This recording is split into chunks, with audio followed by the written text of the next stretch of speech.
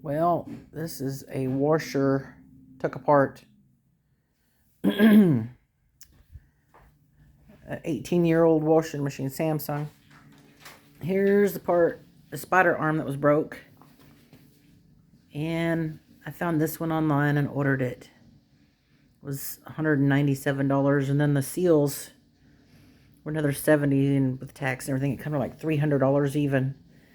So we're hoping that this is gonna fix the washing machine. There's the heating element. And then there's the heating element.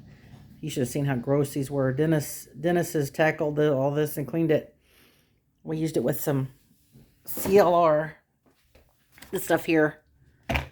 Oh, whoops. So, I don't know if he's doing it tonight or not. I told him he didn't have to. He was putting me through the test earlier, asked me what this was. There's some wires back here. I said, that's probably a sensor. He says, yeah, you're right. That's a sensor. There's the bolts. He had to go get the blue glue from O'Reilly's. There's the tub. Look how clean he got that thing. Woo! It's going to be like a brand new washing machine. Look at that thing. But this, I can't believe that. That is something else. Okay.